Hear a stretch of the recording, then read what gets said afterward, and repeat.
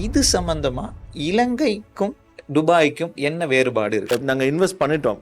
அதுக்கு பிறகு வரக்கூடிய இன்கம் எங்களுக்கு தேவையானது ஒரு இன்கம் வரும். அந்த ROIங்கிற விஷயம் இலங்கைக்கும் துபாய்க்கும் என்ன வேறுபாடு? அப்போ துபாயை பொறுத்தவரையில் குறைஞ்சது உங்களை மினிமம் வந்து ஒரு 100 மில்லியன் ஒருத்தர் வச்சிட்டு இருக்காரு ஒரு இலங்கையில். அவருக்கு என்ன மாதிரியான இன்வெஸ்ட்மெண்ட் போது துபாயில் இருக்குது? லொக்கேஷன் நாங்கள் ஒரு லொக்கேஷனை ஒரு 2-3 கேட்டகரியை நாங்கள் பிரித்து ஈஸியாக அதை நாங்கள் எங்கள் நேயர்களுக்கு நாங்கள் சொல்லலாம்னு நினைக்கிறோம். வணக்கம் and welcome to Dubai real estate talks. இன்னைக்கு நாங்கள் துபாய் ரியல் எஸ்டேட் டாக்ஸில் நிறையவே பேச இருக்கிறோம். அதுவும் இன்னைக்கு ரொம்ப முக்கியமான விஷயம் என்னன்னா, இலங்கை தமிழ் பேசும் நெஞ்சங்களுக்காக நாங்கள் இந்த எபிசோட தயார் பண்ணியிருக்கோம். முக்கியமாக துபாய் அப்படிங்கிறது ஒரு கனவுலகம். வந்தோரை வாழ வைப்பது, வளர வைப்பது எல்லாமே துபாய் அப்படின்னு எல்லோருக்கும் தெரியும். துபாய் வந்தவங்க யாருமே எந்த காலத்துலையும் பெருசாக வளர்ந்தோன்னு மட்டும்தான் சொல்லியிருக்காங்களே தவிர கஷ்டப்பட்டோன்னு சொன்னது கிடையாது. அப்படி ஒரு சொர்க்கபுரி துபாய். அதை பற்றி, அதனோட ரியல் எஸ்டேட் சம்பந்தமான வளர்ச்சி, அதை எப்படி இன்வெஸ்ட் பண்ணலாம், அதை பற்றி சொல்றதுக்காக இன்னைக்கு எங்களோட ஒரு முக்கியமான நபர் இணைஞ்சிருக்கிறாரு. எப்போதும் ஒரு ப்ரொஃபஷனலான ஒரு நபர்கிட்ட நம்ம எந்த விஷயத்தையும் ப்ரொஃபஷனலான விஷயத்தை கேட்கும்போது தான் நமக்கு உண்மையான பயன்பாடு எங்களுக்கு அதில் கிடைக்கும். அப்படிப்பட்ட ஒரு ப்ரொஃபஷனலை தான் இன்னைக்கு நாங்கள் சந்திக்க இருக்கிறோம். அதை பற்றி நான் பிறகு சொல்கிறேன். அதுக்கு முன்னாடி நான் யாருங்கிறதையும் உங்களுக்கு சொல்லிடணும். நான் ரஞ்சித் பாலசுப்ரமணியம். நான் ஒரு சட்டம் சம்பந்தமான ஒரு ஆலோசகர். முக்கியமாக வியாபாரத்துறை, வியாபார சட்டம், கார்ப்பரேட் லா அப்படின்னு சொல்லுவாங்க. மற்றபடி பெயர் உரித்து உரிமை, இன்டெலெக்சுவல் ப்ராப்பர்ட்டி அப்படின்னு சொல்லுவாங்க. அது சம்பந்தமான விசேடமான ஆலோசனைகள் கொடுக்கறதுக்கான ஒரு ஆலோசகர் தான் நான். மற்றபடி இலங்கையினுடைய நிறைய பப்ளிக் கோட்டட் கம்பெனிஸ்னு சொல்லப்படுற கம்பெனிஸ் இருக்குது. இல்லை அசோக் லேலண்ட், மற்ற நிறைய மருந்து ஆக்கட் கூட்டுத்தாபனங்கள் சம்பந்தமான கம்பெனிஸ், அந்த மாதிரி கம்பெனிஸ்ல எல்லாம் இயக்குனர் சபை, போர்ட் டிரெக்டர்ஸ்னு சொல்லப்படுற இயக்குனர் சபையில உறுப்பினராகவும் நான் இருக்கிறேன். நான் இன்னைக்கு இந்த எபிசோடுக்கு வந்தது ரொம்ப ரொம்ப மகிழ்ச்சியா கொடுக்குது. அது காரணம் என்னன்னு சொன்னா, எப்போதும் நம்ம ஒரு ப்ரொஃபஷனல்கிட்ட பேச போறோம் அப்படிங்கிற நேரம் நாங்கள் எவ்வளோ கேட்க போகிறோங்கிறதோட அவர் சொல்கிறதுல நாங்கள் எவ்வளோ விஷயத்த படிக்க போகிறோங்கிறது தான் ரொம்ப ரொம்ப இன்ட்ரெஸ்டான விஷயம். அதில் ரொம்ப சந்தோஷமாக, ரொம்ப பெருமையாக இருக்குது. இலங்கையர்களுக்காகவே தயாரிக்கப்பட்ட இன்னைக்கு நிகழ்ச்சி நிரல் அமைக்கப்பட்டிருக்கு. இலங்கை தமிழ் பேசும் நெஞ்சங்களுக்காக, எங்களுக்காக இன்னைக்கு வந்திருக்கிறாரு. இந்த கலையகத்திற்கு, இந்த ஸ்டூடியோவுக்கு வந்திருக்கிறாரு மிஸ்டர் ராஜ் கலீல் அவர்கள். வணக்கம் மிஸ்டர் ராஜ் கலீல். வணக்கம். மிஸ்டர் ராஜ் கலீல சொல்ல போனால் அவர் ஒரு ஃபிம்கோ ரியல் எஸ்டேட்டோட கம்பெனியோட CEO மற்றும் மேனேஜிங் டைரக்டர். அவர் ஃபிம்கோ ரியல் எஸ்டேட்டுங்கிற ரொம்ப நம்பிக்கையும் மக்களோட மனசையும் வென்ற ஒரு ரியல் எஸ்டேட் ஸ்தாபனம். அப்படிப்பட்ட ஒரு கம்பெனியோட நிர்வாக இயக்குனர், மேனேஜிங் டைரக்டர், ஒரு CEO எங்களோட கலந்திருப்பது ரொம்ப சந்தோஷத்தை கொடுக்குது. இன்னைக்கு பார்த்துக்கிட்டு இருக்க நீங்க மட்டும் இல்ல, நானும் நிறைய விஷயத்த படிக்க போறேன். அவர் இந்த துறையில மோர் தென் 10 இயர்ஸ், 10 வருஷத்துக்கு அதிகமான அளவு அனுபவத்தை கொண்டிருக்கிறாரு. மற்றும் அவர் நேஷனல் அசோசியேஷன் ஆஃப் ரியல்டர்ஸ் அப்படிங்கிற ஒரு சங்கம், முக்கியமா தேசிய ரியல் எஸ்டேட் ப்ரொஃபஷனலோட ஒரு சங்கத்தின் உறுப்பினராகவும், மற்றும் இன்டர்நேஷனல் ரியல் எஸ்டேட் ஃபெடரேஷன் என்று சொல்லப்படுகின்ற FIBCI அப்படிங்கிற பெரிய ஒரு ரியல் எஸ்டேட் ஒரு உறுப்பினர்களுடைய ஒரு சங்க நிர்வாகியாகவும் அவர் இருக்கிறாரு. மற்றும் அவர் BNIங்கிற ஒரு பெரிய வியாபார நெட்வொர்க்கிங் அசோசியேஷனோட உறுப்பினராகவும் இருக்கிறாரு. மிஸ்டர் ராஜ் கலீல் அவர்களுடைய கேரியர் சொல்ல போனா நிறைய இன்வெஸ்டர்ஸ் அவர் மூலமா நிறைய நன்மைகள் அடைஞ்சிருக்கிறாங்க. அவர் மூலமா நிறைய நன்மைகள் பெற்றிருக்கிறாங்க. அவர் மூலமா நிறைய வியாபாரங்கள் வாழ்ந்துகிட்டு இருக்கு. நிறைய பேரோட இன்வெஸ்ட்மெண்ட் இன்னைக்கு ஒரு ஸ்திரமான நிலைமையில, ஒரு பாதுகாப்பான நிலைமையில இருக்குன்னு சொன்னா அவர்னால அது நிறைய பேர் அவங்களை இங்க கொண்டாந்து அடுத்தடுத்த எபிசோட்ல எல்லாம் செய்யணும்னு கூட காத்திருக்கிறோம். அவர் மூலமா நன்மை அடைஞ்சவங்க நிறைய பேர் இருக்காங்க. அப்படிப்பட்ட ஒருத்தரை தான் நாங்க இன்னைக்கு பாக்குறோம். முக்கியமா இலங்கை மற்றும் இந்தியா மற்றும் பிரிட்டன் போன்ற பல நாடுகள்ல இன்வெஸ்டர்ஸ் அவரை நம்பி நிறைய இன்வெஸ்ட் பண்ணியிருக்காங்க. அப்படிப்பட்ட ஒருத்தரை பார்த்துக்கிட்டு இருக்கிறோம். அவரை பத்தி நிறைய சொல்லிக்கிட்டே போகலாம். ஸோ மீண்டும் வருக என்று சொல்லி இன்றைய நிகழ்ச்சியை நாங்கள் ஆரம்பிக்கிறோம். உங்களோட இலங்கையில் உள்ள ரியல் எஸ்டேட் எக்ஸ்பீரியன்ஸ் மற்றும் இலங்கை நேயர்களுக்கு நீங்கள் என்ன சொல்ல விரும்புகிறீங்க, அந்த மாதிரி போன்ற பல விஷயங்களை இன்னைக்கு நாங்கள் சொல்ல இருக்கிறோம். ஸோ மிஸ்டர் ராஜ் கலீல், உங்களோட அபிப்பிராயம், இலங்கை உடைய இன்வெஸ்டர்ஸ் துபாயில ரொம்ப கம்மியா இருக்கிறாங்க. நீங்க இந்தியன் மற்றும் பிரித்தானியா அந்த பல நாடுகளோட ஒப்பிடும்போது இலங்கையோட இன்வெஸ்டர்ஸ் முதலீட்டாளர்கள் ரொம்ப கம்மியா இருக்காங்க ரியல் எஸ்டேட்ல. இதை பத்தி உங்களோட அபிப்பிராயம் என்ன? எஸ், நன்றி மிஸ்டர் ரஞ்சித். என்ன இந்த நிகழ்ச்சிக்கு நீங்கள் அழைச்சி இந்த இலங்கை துபாய் சம்பந்தமான ஒரு டாக்ஸில் கலந்து கொள்றதுல எனக்கு ரொம்ப மகிழ்ச்சி. நானும் இன்னைக்கு உங்களோட சேர்ந்து நிறைய விஷயங்கள் நீங்க கேட்க இருக்கிறீங்க, நான் பேச இருக்கிறேன். எங்களுடைய ஸ்ரீலங்கா மக்களுக்கு, நேயர்களுக்கு துபாய் ரியல் எஸ்டேட் சம்பந்தமான நிறைய கேள்விகளுக்கு பதில் கிடைக்கும் நான் நம்புறேன். அவங்களுடைய சந்தேகங்கள் நம்புறேன். நீங்க சொன்ன மாதிரி 200 நாடுகளை மேல் சேர்ந்தவங்க இங்க இன்வெஸ்ட் பண்றாங்க. அந்த இன்வெஸ்ட் பண்ணுறதுல இந்தியாவும் பிரிட்டிஷும் முதன்மை இடத்துல இருக்கிறாங்க. ஆனால் ஸ்ரீலங்கா ரொம்ப பின்தங்கிய நிலைமையில் இருக்கிறாங்க. அதுக்கு காரணம் தான் நீங்கள் கேட்குறீங்க. கண்டிப்பாக நான் என்ன சொல்லுவேன்னு சொன்னால், ஸ்ரீலங்கா பொறுத்தவரை அது எவானஸ் இல்லை என்று நான் சொல்லுவேன்.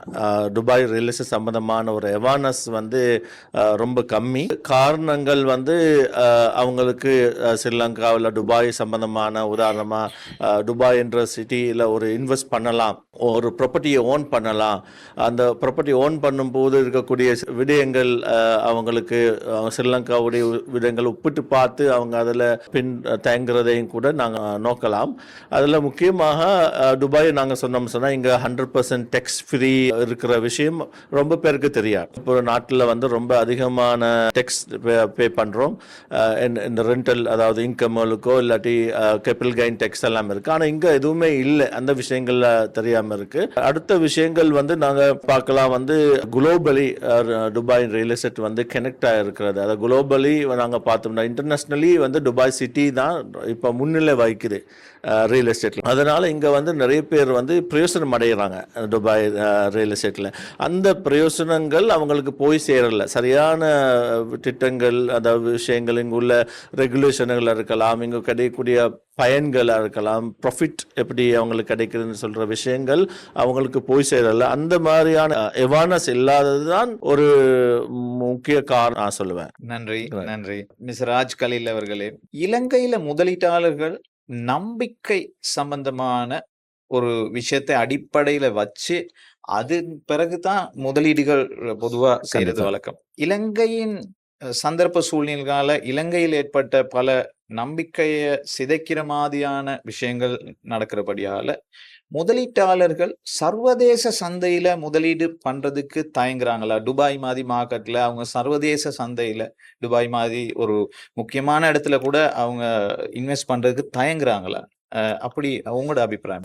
நான் ஸ்ரீலங்காலையும் ஒரு ரியல்டராக, கன்சல்டனாக இருந்த காரணத்தினால கண்டமுனியம் துறையில், அந்த ரியல் எஸ்டேட் செக்டரில் நான் அதிகமாக வேலை செஞ்சதுனால எனக்கு இந்த ஸ்ரீலங்கன்ஸ் எப்படி எந்த மாதிரி ஒரு பேட் எக்ஸ்பீரியன்ஸ்ன்னு சொல்லுவோம். ஓகே, அவங்களுக்கு கிடைக்கக்கூடிய அந்த எக்ஸ்பீரியன்ஸை வச்சு அதை கம்பேர் பண்ண விடுவோம். அவங்களுக்கு அங்கே கிடைக்கிற அந்த அவங்களுக்கு நடந்த அந்த சம்பவங்கள், நாங்கள் ஸ்ரீலங்கா நாங்கள் எடுத்தோம்னு சொன்னால், உதாரணமாக ஒரு இன்வெஸ்ட் பண்ணும்போது லேண்டு நாங்கள் சொன்னோம்னா, இந்த லேண்ட் டெவலப் பண்ணக்கூடிய லேண்ட் இன்னொரு ஆள் தேர்ட் பார்ட்டி பேர் டெவலப்பருக்கு இடையில ஒரு MOU ஊடாக தான் அவங்க அந்த லேண்டை டெவலப் பண்ணுவாங்க. ஒரு கண்டமுனியம் ஒரு பில்டிங்கை அவங்க பண்ண போவாங்க. அந்த நேரத்தில் டிஸ்பியூட்ஸ்கள் வர வாய்ப்பு இருக்கு. அதே டைம்ல அந்த காசு அவங்க கொடுக்க போகக்கூடிய பேமெண்ட்டுகள், டவுன் பேமெண்ட்டாக இருக்கலாம், இந்த மாதிரி ஒரு MOU செஞ்சுட்டு RDA அப்ரூவல் எடுத்துட்டு அவங்க ஒரு ப்ரொஜெக்டை லான்ச் பண்ணுவாங்க.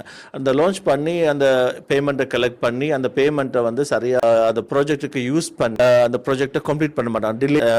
அது மாதிரி ப்ராஜெக்ட் கம்ப்ளீட் ஆனாலும் COC இருக்கு, அது நிறைய பிரச்சனைகள் இருக்கு, டிலேஸ் இருக்கு, ப்ராஜெக்ட் டிலே ஆகுது. ஏன்னா அங்க சரியான ரெகுலேஷன் இல்லாதனால, அந்த இன்வெஸ்டருக்கான சரியான ப்ரொடெக்ஷன் இல்லாதனால, அந்த ஓஃப் பிளான் சொல்லக்கூடிய அண்டர் கன்ஸ்ட்ரக்ஷன் ப்ராப்பர்ட்டி. ஏன்னா துபாயில ஓஃப் பிளான் தான் ரொம்ப இன்வெஸ்டர்களுக்கான ஒரு துறை. சரியான ஒரு ரியல் எஸ்டேட்ல, ஒரு ப்ராப்பர்ட்டி செக்டர்ல இன்வெஸ்ட் பண்ணக்கூடிய ஒரு முறை இருக்கு. ஓஃப் பிளான் இன்வெஸ்ட் பண்ணும்போது அவங்க அவங்களால அதிகமான பெனிஃபிட் அங்கே கிடைச்ச அவங்களுக்கான ஒரு பேட் எக்ஸ்பீரியன்ஸ்னால அந்த ட்ரஸ்ட் இஷ்யூ.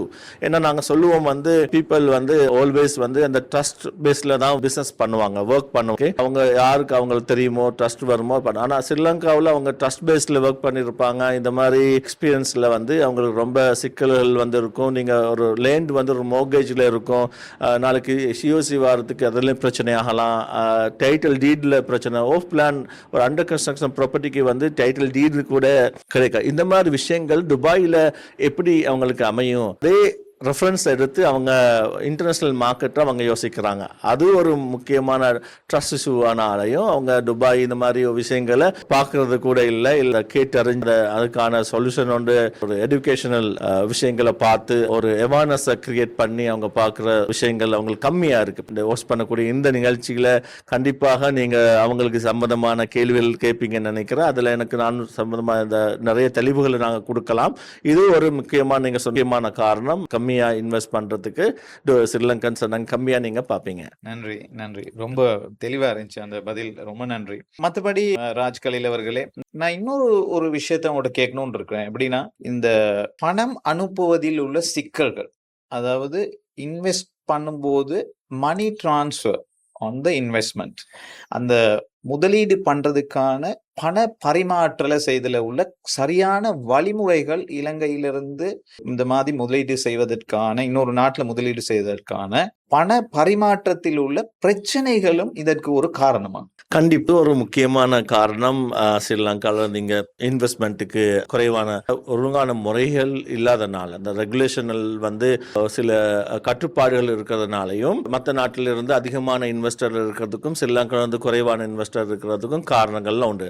ஆனால் ஸ்ரீலங்காவிலிருந்து இப்போ நிறைய இன்வெஸ்டர்கள் வராங்க. இப்போ தான் எவானஸ் வந்து 2021 அந்த ஃபைனான்சியல் கிரைசிஸுக்கு பின்னால் இப்போ ஒரு எவானஸ் கிடைச்சி கொஞ்சம் பேர் பண்ணுறாங்க. ஆனால் நாங்கள் என்ன பண்ணுறோம்னு சொன்னால், அவங்களுக்கான நான் ரெசிடென்ட் பேங்க் அக்கௌண்ட் வந்து நாங்கள் ஓப்பன் பண்ணி கொடுக்குறோம்.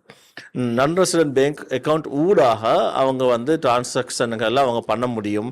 ரெண்டாவது வந்து இங்கே டெவலப்பர்ஸ்கள் வந்து கேஸ் டிரான்ஸ்ஃபர் ஆகிருக்கலாம், இல்லை கிரிப்டோ கரன்சி ஊடாக டிரான்சாக்ஷனாக இருக்கலாம். இந்த அமைப்புகளும் இங்கே இருக்கிறதுனால அவங்களுக்கு தாராளமாக, அது மாத்திரமில்லை நிறைய பேமெண்ட் பிளான் இருக்குது. இந்த 1% பேமெண்ட் பிளான், மந்த்லி இன்ஸ்டால்மெண்ட் இருக்குது, போஸ்ட் என்டவர் இருக்குது. அந்த மாதிரி நிறைய விஷயங்கள் பேமெண்ட் பிளானான ஃப்ளெக்சிபிளான பேமெண்ட் ஆப்ஷன் இருக்கிறதுனால நாங்கள் ஒரு இன்வெஸ்டர் கிடைச்சா இந்த மாதிரி பிரச்சனைகளுக்கு எப்படி சொல்யூஷன் கொடுப்போமோ, அதாவது அவங்களுக்கு நாங்கள் இந்த பிரச்சனை சொல்யூஷன்களை நாங்கள் காட்டி கொடுப்போம், அதுக்கான வழிகளை நாங்கள் திறந்து கொடுப்போம். அந்த வழிகளை அவங்க தெரிஞ்சு கொண்டு கண்டிப்பாக இந்த துபாயில் இன்வெஸ்ட்மெண்ட் பண்ணக்கூடிய இந்த வழிமுறைகள் அவங்க பார்க்கலாம் என்று நான் நம்புகிறேன். நன்றி நன்றி.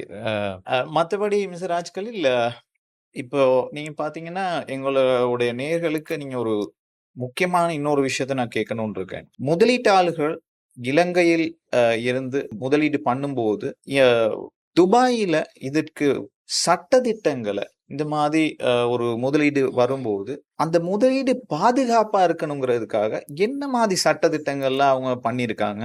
அந்த முதலீட்டாளர்கள் சில பேட் எக்ஸ்பீரியன்ஸ் இலங்கை நாடுகளில் நடந்திருக்கலாம். அந்த மாதிரி அவங்க அதோட ஒப்பிடும்போது துபாயில எவ்வாறான முதலீட்டாளர்களுக்கு பாதுகாப்பு இருக்குன்னு நீங்க சொல்றீங்க? ஓகே, இது உண்மையிலேயே ஒரு நல்ல ஒரு கேள்வியை நீங்க கேட்டிருக்கிறீங்க.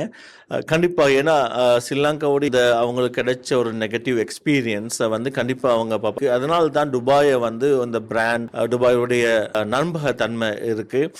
நீங்கள் 200 நாட்டிலிருந்து இங்கே இன்வெஸ்ட் பண்ணுறாங்கன்னு சொன்னால், இன்றைக்கு நம்பர் 1 ரியல் எஸ்டேட் மார்க்கெட்டில் துபாய் சிட்டி இருக்கு.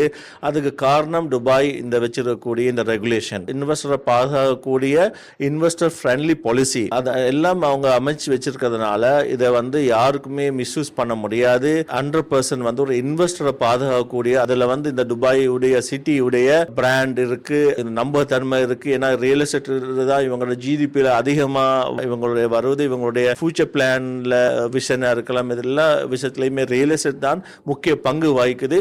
அதனால அவங்க அதிகமான பாதுகாப்பான விஷயங்கள் வச்சிருக்கிறாங்க. உதாரணமா நாங்க ஸ்ரீலங்கால வந்து UD MODA அண்ட் கண்டோமினியம் அத்தாரிட்டி தான் ரியல் எஸ்டேட்டை கண்ட்ரோல் பண்ணுவாங்க, மேனேஜ் பண்ணுவாங்க. அதே மாதிரி இங்கே வந்து துபாய் லேண்ட் டிபார்ட்மெண்ட் வந்து ரீரா என்ற ஒரு பொடியை வந்து உருவாக்கி இருக்கிறாங்க. அந்த ரியல் எஸ்டேட் ரெகுலேட்டரி ஏஜென்சின்னு சொல்லுவோம். அவங்க தான் இந்த ரியல் எஸ்டேட், இந்த டெவலப்பர்ஸாக இருக்கலாம், ரியல் எஸ்டேட் கம்பெனிஸாக இருக்கலாம், இல்லை ப்ராப்பர்ட்டி மேனேஜ்மெண்ட் கம்பெனிஸாக இருக்கலாம், இது எல்லாருமே அவங்க தான் ஸ்ட்ரிக்டாக கண்ட்ரோல் பண்ணுறாங்க. உதாரணமாக நாங்கள் ஒரு ரியல் எஸ்டேட் கம்பெனி, நாங்கள் ட்ரேட் லைசன்ஸ் மாத்திரம் இருந்தால் போதாது, அதுக்கு ஒரு அப்ரூவல் வந்து ரீரா ஊடாக நாங்கள் அந்த ஆக்டிவிட்டி இருக்க வேணும். அதுக்கு பிறகு நான் ஒரு ரியல்டராக இருந்தால், என்னுடைய கம்பெனியில் ஒர்க் பண்ணக்கூடிய ஒரு ரியல் எஸ்டேட் ஏஜென்ட்டாக இருந்தால், அவங்க கண்டிப்பாக ஒரு எக்ஸாம் பாஸ், இங்குள்ள லோகளை தெரிஞ்சு இங்குள்ள விஷயங்களை, அதாவது நீங்கள் ஒரு லோயர் நீங்கள் சொன்னீங்க, அந்த மாதிரி லோயர் இருக்கும்போது உங்களுக்கு ஒரு லைசன் இருக்கும், டாக்டருக்கு ஒரு லைசன் இருக்கும், அது ஒன்லி ஒரு டிகிரியாக இருக்காது. அந்த மாதிரி ஏதாவது ஒரு அடிஷ்னல் குவாலிஃபிகேஷன் தேவைப்படுற மாதிரி ஒரு ரியல்டராக இருக்கிறவங்களுக்கு இங்கே ஒரு குவாலிஃபிகேஷன். ஏன்னா அவங்களால தான் நம்பகத்தன்மையான ஒரு அட்வைஸ்களை கொடுக்க முடியும். இப்போ அந்த ஆரம்பத்தில் அதுக்கான சட்டங்களை போட்டாங்க. அதுக்கு பிறகு ஒரு ப்ராஜெக்டை நீங்கள் ஆரம்பிக்கணும்னு சொன்னால், அந்த நான் ஸ்ரீலங்காவில் இதுக்கு முன்னால் சொன்ன ஒரு லேண்ட் எடுத்து 2 பேருக்கு இடையில ஒரு MOUவோட ஒரு ப்ராஜெக்டை வந்து ஸ்டார்ட் பண்ணலாம், கன்ஸ்ட்ரக்ஷனை ஸ்டார்ட் பண்ணலாம். அங்கே முடியாது, அப்படி எல்லா அப்ரூவலும் அவங்க எடுக்க வேணும். அதுக்கு முன்னால் லேண்டு வந்து இந்த ப்ராஜெக்ட் பேரில் தான் இருக்கும், டெவலப்பர் பேரில் கூட இருக்க முடியாது. இந்த ப்ராஜெக்டுடைய கன்ஸ்ட்ரக்ஷன் காஸ்ட்ல 20 முதல் 30% வரைக்குமான அந்த அமௌண்ட் வந்து கவர்மெண்ட்டுடைய ட்ரஸ்டி அக்கௌண்ட்ல, அந்த ப்ராஜெக்டுடைய அக்கௌண்ட்ல. ஒரு டெவலப்பருக்கு ஒரு 10 ப்ராஜெக்ட் இருந்தால் 10 ப்ராஜெக்ட்டுக்கும் 10 டிஃப்ரெண்ட் ப்ராஜெக்ட் நேம் இருக்கும், ப்ராஜெக்ட் அப்ரூவல் இருக்கும், டிஃப்ரெண்ட் ட்ரஸ்டி அக்கௌண்ட் இருக்கும். அதுக்கு எஸ்க்ரோ அக்கௌண்ட் நாங்கள் சொல்லுவோம். அந்த அக்கௌண்ட்ல வந்து அவங்க முதல்ல டிபாசிட் வைக்கணும், ஒரு 20-30% வைக்கணும். இல்லைன்னா அவங்க 20-30% ப்ராஜெக்டை வந்து ஸ்டார்ட் பண்ணணும், பண்ணிட்டு தான் அவங்க அதாவது லான்ச் பண்ண முடியும், சேல் ஸ்டார்ட் பண்ண முடியும். அந்த நேரத்தில் அவங்க சேல் ஸ்டார்ட் பண்ணாலும் அந்த அமௌண்ட்டுகளை வந்து டவுன் பேமெண்ட்டாக இருக்கலாம், மந்த்லி பேமெண்ட்டாக இருக்கலாம், எல்லா பேமெண்ட்டும் வந்து அவங்களுடைய டிரெக்டாக அக்கௌண்ட் ரிசீவ் பண்ண முடியாது. கண்டிப்பாக இந்த ட்ரஸ்டி அக்கௌண்ட் கவர்மெண்ட்டுடைய டிஎல்டி உடைய அண்டர் டிஎல்டி இந்த கண்ட்ரோல் இருக்கக்கூடிய இந்த அக்கௌண்ட்டுக்கு தான் அந்த காசு போகும். அந்த போகிறது மூலம் டெவலப்பர் அவருடைய ஓன் இன்வெஸ்ட்மெண்ட்டை வச்சு தான், கேபிட்டலை வச்சு தான் அந்த கன்ஸ்ட்ரக்ஷன் அவர் ஆரம்பிப்பார். எல்லா கன்ஸ்ட்ரக்ஷனுடைய ப்ரோக்ரஸ், அந்த மைல் ஸ்டோன் நாங்கள் பேஸில் தான் பேமெண்ட் ரிலீஸ் பண்ணுவாங்க. அதுக்கு ரீராவுடைய இன்ஸ்பெக்ஷன் நடக்கும். இன்ஸ்பெக்ஷனுக்கு அவங்க வந்து அந்த ரிப்போர்ட்ஸ் எல்லாமே நாங்கள் எல்லாருமே பார்க்கலாம். ஒரு இன்வெஸ்டர் வந்து துபாய் லேண்ட் டிபார்ட்மெண்ட் வெப்சைட் போனால் இந்த ப்ராஜெக்ட் வந்து எப்ரூவ் ஆயிருக்கா, எக்ஸ்ட்ரா அக்கௌண்ட் இருக்கா, யார் டெவலப்பர், அவருடைய எப்ரூவ் டீட்டெயில்ஸ் என்ன, அந்த லேண்டுடைய லேண்ட் மோர்கேஜில் இருக்கா, இந்த மாதிரி எல்லா விஷயங்கள். இப்போ நாங்கள் ஸ்ரீலங்காவில் நான் வந்து கண்டோமினியம் வந்து சேல் பண்ணும்போது ஒரு லோயர் வந்து என்ன பண்ணுவார், ஒரு இன்வெஸ்டருக்கு ஊடாக ஒரு லோயர் வருவார். அவர் எல்லா டாக்குமெண்ட்ஸையும் சர்ச் பண்ணி எப்ரூவல் இருக்கான்னு எல்லாமே ரொம்ப ஒரு ப்ராசஸில் போய் பார்த்து இந்த SPA எல்லாம் கன்ஃபார்ம் பண்ணி பிறகுதான் அவங்க ஒரு இன்வெஸ்ட்மெண்ட்டுக்கு ஆரம்பிப்பாங்க. ஆனால் இங்கே அப்படி இல்லை. இங்கே நாங்கள் ரியல்டராக இருக்கக்கூடியவர், ஒரு கன்சல்டண்டாக இருக்கிறவருக்கு எல்லாமே எக்ஸஸ் இருக்கிறதுனால, அவங்களுடைய எல்லாமே டிரான்ஸ்பரண்ட்டாக இருக்கிறதுனால எல்லாமே பார்க்க முடியும். பார்த்து அவங்களுக்கு ஒரு இன்வெஸ்ட்மெண்ட்டுக்கு ஆன அந்த ஒரு அசூரன்ஸ் இருக்கிறதுனால கண்டிப்பாக அதில் அவங்க பண்ணுவாங்க. அதுக்கப்புறம் மந்த்லி பேமெண்ட்டே அதில் பண்ணுவாங்க. அது மாத்திரமல்ல, ஸ்ரீலங்காவில் நீங்கள் ஒரு ப்ராப்பர்ட்டியை வாங்கும்போது, கண்டோமினியம் வாங்கும்போது SPA தான் நீங்கள் சைன் பண்ணுவீங்க. அதுதான் உங்களுடைய டாக்குமெண்ட். அந்த SPA கூட மல்டிபிள் யூனிட்ஸ் கூட நான் எனக்கு தெரிஞ்ச சம்பவங்கள் இருக்கு. மல்டிபிள் யூனிட்ஸ் கூட ரெஜிஸ்டர் பண்ணுவாங்க. சம்டைம் வந்து ஒரே யூனிட்டை ஒரு 10 பேருக்கு ரெஜிஸ்டர் பண்ணுவாங்க. அதே மாதிரி அங்கே ஸ்ரீலங்காவில் என்ன நடக்கும்னு சொன்னால், லேண்ட் மோர்கேஜில் இருக்கும், 2வது யூனிட்ஸும் மோர்கேஜில் இருக்கும். ஆனால் இங்கே அந்த மாதிரி எல்லாம் முடியாது. கண்டிப்பாக அந்த SPA இங்கே சைன் பண்ணக்கூடிய ஒரு டாக்குமெண்ட். 2வது கவர்மெண்டால் அவங்க ஆரம்பத்திலே இந்த ஸ்டாம்ப் டியூட்டி என்று சொல்லக்கூடிய 4% DLD-யை வந்து கலெக்ட் பண்ணுறது மூலம் அவங்களுக்கான ப்ரீ டைட்டில் டீட்னு சொல்லக்கூடிய உக்கூதுன்னு சொல்லுவாங்க. ப்ரீ டைட்டில் டீட் வந்து அந்த ஓனர்ஷிப் டாக்குமெண்ட் துபாய் லேண்ட் டிபார்ட்மெண்டால் டிரெக்டாகவே உடைய இன்வெஸ்டருக்கு இமெயில் பண்ணிடுவாங்க. அதனால் இந்த மாதிரியான சேஃபான ரெகுலேஷன் இருக்கிறதுனால இன்வெஸ்டரில் இந்த நாட்டை 200 கண்ட்ரியில் இருந்து நம்பி இங்கே வந்து இன்வெஸ்ட் பண்ண, இதன் மூலம் நான் எங்களுடைய ஸ்ரீலங்கா நேயர்களுக்கும் இன்வெஸ்டர்களுக்கும் நான் சொல்லிக்கொள்வது, இதெல்லாம் விஷயங்கள் இருக்குது. நீங்கள் எந்த ஒரு அச்சப்பட தேவையில்லை. நீங்கள் சரியாக பார்த்து இந்த மாதிரி ஒரு நல்ல ஒரு கன்சல்டன்ட் நீங்கள் கைடன்ஸோட கண்டிப்பாக பாதுகாப்பு முறையில் இன்வெஸ்ட் பண்ணலாம். இதில் ரொம்ப முக்கியமான ஒரு விஷயத்த சொன்னீங்க மிஸ்டர் ராஜ்கலில். எனக்கு அதில் ரொம்ப 2 முக்கியமான விஷயத்த நான் பார்த்தேன். முதலீட்டாளர்கள் நம்ம நேயர்களுக்கு இதை குறிப்பிட்டு சொல்ல வேண்டிய 2 விஷயத்த நீங்க ஹைலைட் பண்ணீங்க. ஒண்ணு துபாயில வந்து துபாய் கவர்மெண்டோட ஒரு அஷூரன்ஸ் ஒண்ணு கொடுக்கப்படுது. அது இலங்கை போன்ற நாடுகள்ல கிடையாது. அதுல அந்த எஸ்க்ரோ அக்கவுண்ட்க்கு நீங்க சொன்னீங்க ஒரு 30% அந்த மொத்த ப்ராஜெக்ட்டோட முதலீடு அந்த கவர்மெண்ட் கிட்ட ஒரு டிபாசிட்டா இருக்கணும்னு சொல்ல வந்தீங்க. அது ஒரு நம்பகத்தன்மையும், ஒரு நேயர்களுக்கு ஒரு பாதுகாப்பையும் கொடுக்குது. அது ஒரு அற்புதமான விஷயம். எந்த நாடுகள்லயும் இல்ல.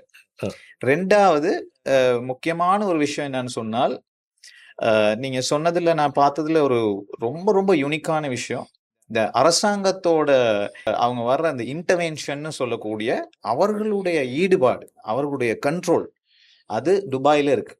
2வது விஷயம், இங்க உள்ள ரியல்டர்ஸ் வந்து ஒரு ப்ரொஃபஷனல் லைசென்ஸ், ஒரு ஒரு பரீட்சை, ஒரு எக்ஸாம் ஒண்ணு எழுதி, அதன் மூலமா ஒரு லைசென்ஸ் எடுத்து அவங்களால மட்டும் தான் பண்ண முடியும். அந்த லைசென்ஸ் இஷ்யூ பண்றது துபாய் லேண்ட் டிபார்ட்மெண்ட், டிஎல்டிங்கிற அந்த அரச திணைக்களம். அது வந்து ரொம்ப பெரிய விஷயம். இலங்கையில யாரு வேணாலும் புரோக்கரிங் செய்யலாம்னு ஒரு விஷயம் இருக்கு. ஆனால் துபாயில அது கிடையாது. அப்ப இந்த 2 விஷயம் ரொம்ப அற்புதமான விஷயம். அடுத்து இன்னொரு விஷயம் நான் உங்கள்ட்ட கேட்கணும்னு இருந்தேன். என்னன்னா சிஓசி அப்படின்னு சொல்லுவாங்க. சர்டிபிகேட் ஆஃப் கன்ஃபர்மிட்டி அப்படின்னு இலங்கையில சொல்லுவாங்க. ஒரு அபார்ட்மெண்ட் ப்ராஜெக்ட் இல்லாட்டி எந்த ஒரு கட்டட நிர்மாணத் துறையை செய்யும்போது, அந்த கட்டி முடிஞ்சதுக்கு பிறகு, அந்த கட்டிடம் வந்து அரசாங்க சட்ட விதிமுறைகளுக்கு அமைய செஞ்சாங்களா அப்படிங்கிறத ஒரு அரச நிறுவனம் உறுதிப்படுத்துறத தான் சொல்றது சர்டிபிகேட் ஆஃப் கன்ஃபர்மிட்டி. அப்படி இல்லாட்டி ஒரு சான்றிதழ் அப்படின்னு சொல்லுவாங்க. இது இலங்கையில பொதுவாவே நிறைய கட்டடம் கட்டின பிறகு பார்த்தீங்கன்னு சொன்னா, அதுக்கு நிறைய டிலேஸ் இருக்கு. இனாமரஸ் டிலேஸ்ன்னு சொல்லுவாங்க. அது எவ்வளவு நாள்னே தெரியாது. சில கட்டடங்களுக்கு வருஷக்கணக்குலயும் சிஓசி எடுக்காம இருக்காங்க. அந்த மாதிரி ஒரு விஷயம். துபாயில உள்ள சர்டிபிகேட் ஆஃப் கன்ஃபார்மிட்டிய பத்தி நீங்க என்ன நினைக்கிறீங்க? ஓகே. இப்ப நீங்க சரியா சொன்ன விஷயம் இந்த சிஓசி. இப்ப நானும் அங்க ரியல் எஸ்டேட் பண்ணிருக்கிற நிறைய பில்டிங்ஸ் வந்து வருஷக்கணக்கா டைட்டில் டீட் இல்ல. அவங்களுக்கு அதை வித்து கொடுறது நிறைய விஷயங்கள். அதனாலே அவங்களுக்கு நல்ல ஒரு டீல் வந்தாலே சேல் பண்ண முடியாத சந்தர்ப்பங்கள் இருக்கு. ஏன்னா அவங்க எஸ்பி என்ற ஒரு டாக்குமெண்ட்ல கீழே தான் அந்த டாக்குமெண்ட் இருக்கு. ஆனால் இங்க அதாவது அங்க என்ன ஸ்ரீலங்கா பொறுத்தவரையில் சிஓசி இல்லைன்னாலும் என்ன பண்றாங்க, அதை டிரெக்டாவே ஒக்குபென்சி நீங்க சொல்லலாம், எலக்ட்ரிசிட்டி வாட்டர் கனெக்ஷன் கூட டிரெக்டா கனெக்ஷன் எல்லாம் எடுக்கிறாங்க. ஒக்குபென்சி அந்த பில்டிங்ல போய் வந்து அங்க குடியேறாங்க. ஆனால் இங்க துபாயில் அது முடியாது.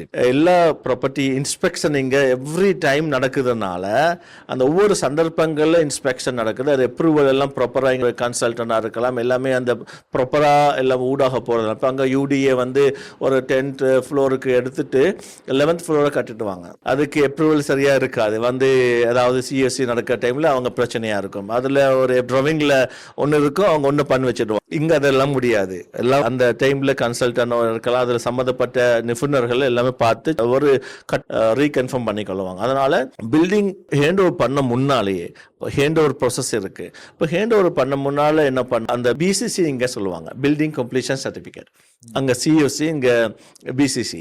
அந்த பில்டிங் கம்ப்ளீஷன் சர்டிபிகேட்டை வந்து அவங்க இஷ்யூ பண்ணுவாங்க. ரீரா, துபாய் டிபார்ட்மெண்ட் கீழ் இருக்கிற ரீரா அவங்க இஷ்யூ பண்ணுவாங்க. அந்த இஷ்யூ பண்றது கூட வெப்சைட்ல அவங்களோட இதெல்லாம் டாக்குமெண்ட்டாக கம்ப்ளீஷன் இன்ஸ்பெக்ஷன் சர்டிஃபிகேட்டை போட்டு நாங்கள் பிசிசி இஷ்யூ பண்ணிட்டோம்னு அவங்க சொல்லுவாங்க. அதை கூட நாங்கள் பார்க்கலாம், டிரான்ஸ்பரண்ட். அதில் கூட அந்த பிசிசி இருந்தால் மாத்திரம்தான் ப்ராப்பர்ட்டி மேனேஜ்மெண்ட் கம்பெனி இங்கே அப்பாயிண்ட் பண்ண முடியும். தீவா எலக்ட்ரிசிட்டி வாட்டர் கனெக்ஷன் எடுக்க முடியும், ஒக்குபென்சி ஆக முடியும். அது இல்லாமல் பில்டிங்க்கு எதுவுமே முடியாது. அந்த மாதிரியான ஒரு சௌகரியம் விஷயங்கள் இங்கே வந்து ஈஸியான ப்ராசஸ் வச்சிருக்கிறாங்க.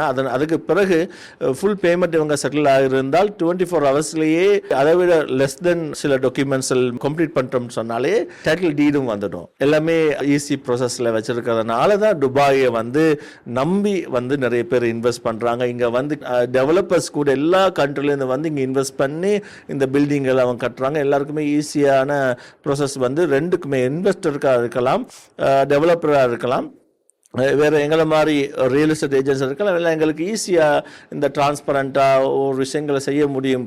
போகும்போது ஒரு பில்டிங்கையோ ஒரு லொக்கேஷனில் ஒரு ப்ராஜெக்டையோ அவங்களுக்கு ஒரு அந்த சந்தேகங்களோட இந்த விஷயங்களை பார்க்க தேவையில்லை, ஒரு ஃபியரோட ஒரு விஷயத்தை பார்க்க தேவையில்லை, முழு நம்பிக்கையோடு அவங்களுக்கு இறங்கி ஒரு விஷயத்தை செய்ய முடியுமான விஷயம் இங்கே நீங்கள் கேட்ட கேள்வியிலிருந்து இருக்குது. ரொம்ப நன்றி மிஸ் ராஜ்கலில். இதுல இருந்து நான் தெரிஞ்சுக்கிட்ட விஷயம், இலங்கை மாதிரி நாடுகளோட ஒப்பிடும்போது துபாயில 3 விஷயம்: ஸ்பீட், மற்றது எஃபிஷியன்சிங்கிறது எவ்வளவு ஒரு விஷயத்த ரொம்ப எஃபிஷியண்டா பண்றாங்கங்கிறது அதுல ஒரு விஷயம் இருக்கு. கண்டிப்பாக. 2வது ஸ்பீடா பண்றாங்க. 3வது டிரான்ஸ்பேரன்சி இருக்கு. எல்லாருக்குமே தெரிஞ்சு, யாருக்குமே எந்த ஒளிவு மறைவும் இல்லாத செய்யற விஷயம். யாரையும் நீங்க போயிட்டு அவரை சந்தோஷப்படுத்தி இந்த சர்டிபிகேட்டை இலங்கை நாடுகள் அந்த பிரச்சனைலாம் இருக்கு வாங்க வேண்டிய அவசியம் கிடையாது. இங்க எல்லாமே ஒரு டிரான்ஸ்பேரண்டா நடக்குது. ஒரு நல்ல தெளிவா சொன்னீங்க, ரொம்ப நன்றி. அடுத்து நான் உங்கள்கிட்ட கேட்கணும், இந்த இலங்கை நாடுகளோட ஒப்பிடும்போது சர்வீஸ் சார்ஜ், ஒவ்வொரு வகையான சர்வீஸ் சார்ஜ் பண்றாங்க.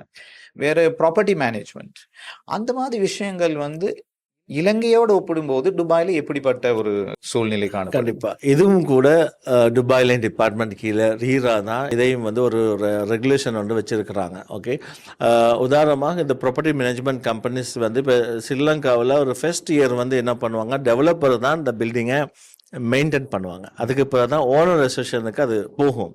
ஆனால் எதுவுமே ஒரு பில்டிங் டு பில்டிங் அவங்களுடைய ஒரு அமௌண்ட் சர்வீஸ் சார்ஜை அவங்களாவே நிர்ணயிப்பாங்க, ஃபிக்ஸ் பண்ணுவாங்க. ஆனால் துபாயை பொறுத்தவரையில் அது முல்லாக்குன்ற ஒரு துறை இருக்கு.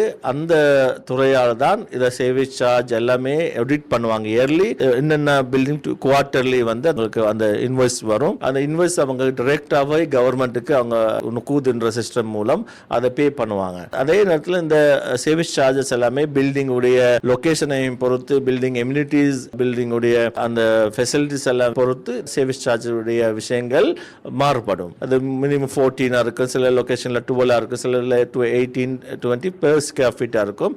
இதை இயர்லி மெயின்டெனன்ஸ் சார்ஜ் அது குவார்டர்லி பே பண்ணக்கூடிய ஒரு சந்தர்ப்பம் இருக்குது. அதே நேரத்தில் இந்த ப்ராப்பர்ட்டி மேனேஜ்மெண்ட் அது ஒரு ரீரா தான் அப்பாயிண்ட் பண்ணுவாங்க. ஓகே, அதுக்கும் அந்த ரெஜிஸ்டர் கம்பெனிஸ் இருப்பாங்க, அதுக்கும் சட்டங்கள் இருக்கு.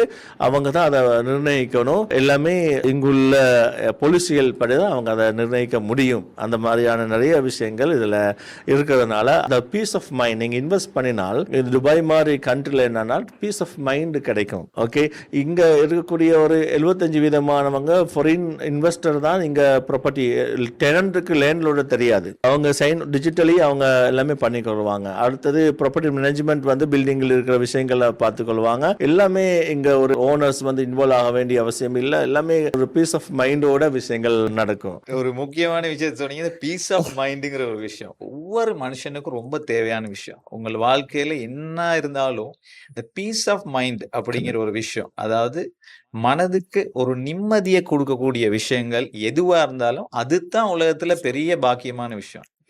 நீங்க எவ்வளவு முதலீடு செஞ்சு உங்களுக்கு தூங்க முடியாம இருந்தா அந்த முதலீட்டுல எந்த ஒரு பிரயோஜனமும் கிடையாது. ஏன்னா முதலீடு ஒரு காலத்துக்கு பிறகு அந்த முதலீடு நல்லாது வந்தா கூட உங்களுக்கு உடல் நலம் நல்லா இருக்காது. அப்போ துபாயில் இன்வெஸ்ட் பண்ணதுனால ஒரு பீஸ் ஆஃப் மைண்ட் எடுக்க முடியுமா இருந்தா அதுதான் ஒரு அற்புதமான விஷயம். ரொம்ப நன்றி.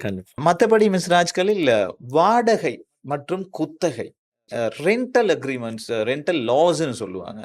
அப்படி இல்லாட்டி வாடகை மற்றும் குத்தகை சட்டங்கள், அது சம்பந்தமான சட்டங்கள். மற்றபடி ஓனரோட ரைட்ஸ், உரிமையாளர்களுக்கான அவருக்கு உள்ள உரிமைகள், இது சம்பந்தமா இலங்கைக்கும் துபாய்க்கும் என்ன வேறுபாடு இருக்கு? ஓகே, நல்ல ஒரு கேள்வி. ஏன்னா இப்போ இன்வெஸ்ட்மெண்ட் நாங்கள் இப்போ என்ன பேசிக்கொண்டு இருக்கிறோம்னு சொன்னால், நீங்கள் கேட்கக்கூடிய உங்களுடைய அருமையான கேள்விகள் ரொம்ப முக்கியமான கேள்விகள். எல்லாமே ஆரம்பத்திலிருந்து ஒரு ஃபியராக இருக்கலாம், பிரச்சனைகள், இப்போ நாங்கள் பேசும் ப்ராப்பர்ட்டி மேனேஜ்மெண்ட்டாக இருக்கலாம், சிஓசிபி, இந்த மாதிரி விஷயங்களோட இந்த ரெண்டல்ன்றது பின்ன நாங்கள் இன்வெஸ்ட் பண்ணிட்டோம். அதுக்கு பிறகு வரக்கூடிய இன்கம், எங்களுக்கு தேவையானது ஒரு இன்கம் வரணும். அந்த இன்கம் வரும்போது அந்த ரெண்டல், நாங்கள் வெளிநாட்டில் இருக்கிறோம், நான் ஸ்ரீலங்காவில் இருக்கிறேன், அப்போ என்னுடைய ப்ராப்பர்ட்டி இங்கே இருக்குது, இப்போ நான் என்ன என்னால் வந்து அக்ரிமெண்ட் எல்லாம் சைன் பண்ண முடியாது, அதுக்கெல்லாம் என்ன வழிமுறை, ரெண்டல் எப்படி நாங்கள் கலெக்ட் பண்ணலாம், எனக்கு ஒரு டெனண்ட்டுக்கு இடையில பிரச்சனை வந்தால் எப்படி நான் அதை தீர்த்து கொள்வது.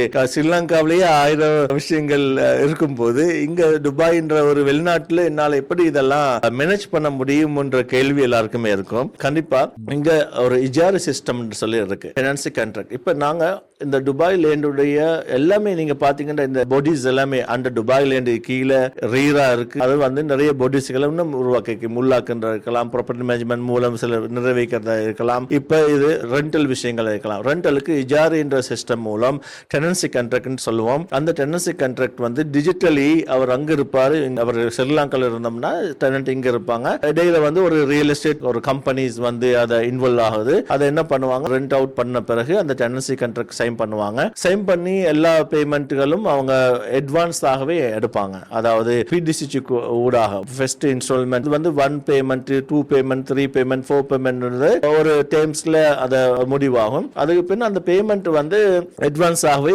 பிடிசிசி. ஏன்னா இங்க வந்து செக் பவுன்ஸ்ன்றது வந்து ஒரு பெரிய ஒரு குற்றம். இங்க ஒரு சிவில் கேஸ் மாதிரி போகும், அக்கவுண்ட்ஸ் வந்து ஃப்ரீஸ் ஆகும், 2-3 அக்கவுண்ட் பவுன்ஸ் ஆயினால் டிராவல் பேன் உருவாக்கலாம். அதுக்கு பிறகு இங்க டெனண்ட்டை வந்து 30 நாள் அந்த பேமெண்ட் இல்லைன்னு சொன்னால் அவரை எவிக்ட் பண்ணலாம். இது எல்லா சட்டங்களும் இதுல இருக்கு. அப்ப டெனண்ட்டுக்குடைய லேண்டருக்குடைய டிஸ்பியூட்ஸ்கள் வந்தால் ஒரு ஆர்டிசின்னு சொல்லி ரெண்டல் டிஸ்பியூட் சென்டர் வந்து இருக்கு. இங்க கோர்ட்டுக்கெல்லாம் போக தேவையில்லை, அப்படி ஒரு சிஸ்டம் இங்க இல்லை. கோர்ட்டுக்கு போனாலும் அவங்க ஆர்டிசிக்கு தான் திருப்பி அனுப்புவாங்க. அவங்க தான் எல்லாமே சார்ட் அவுட் பண்ண போறாங்க. ரெண்டல் வந்து தேவையான மாதிரி இன்க்ரீஸ் பண்ண முடியாது, அவர் தர முடியாதுன்னு சொல்ல முடியாது. எல்லாமே ஆர்டிசி மூலம் அவங்களுடைய விஷயங்களை தீர்த்து கொள்ள வசதிகள் இருக்கு. ஆனா நீங்க ஸ்ரீலங்காவை எடுத்து பார்த்தோம்னா நாங்க எல்லாருக்கும் தெரிஞ்ச விஷயம், ரெண்டல் இருக்கலாம். அந்த ரெண்டல் நாங்க எக்ரிமெண்ட்ன்றது வந்து ஜஸ்ட் வந்து லோயர் ஒரு எக்ரிமெண்ட் டிராஃப்ட் பண்ணுவாரு, அதை லேண்ட் ரெஜிஸ்டர்ல வந்து அவங்க ரெஜிஸ்டர் பண்ணுவாங்க. ஆனால் அதுல நிறைய காம்ப்ளிகேட்டட்ஸ் வந்து பேமெண்ட் வந்து மந்த்லி அட்வான்ஸ் எல்லாம் 1 மந்த் கொடுத்தாலும் மற்ற பேமெண்ட்கள் வந்து பின்னுக்கு முன்னுக்கு ஆகலாம். நிறைய பேமெண்ட்கள் கலெக்ட் பண்றதுல பிரச்சனைகள், ஒரு எக்ரிமெண்ட் சைன் பண்றதுக்கு லோயர் முன்னுக்கு வர வேண்டி இருக்கு, மெனுவலா தான் எல்லாமே ப்ராசஸ் இருக்கு.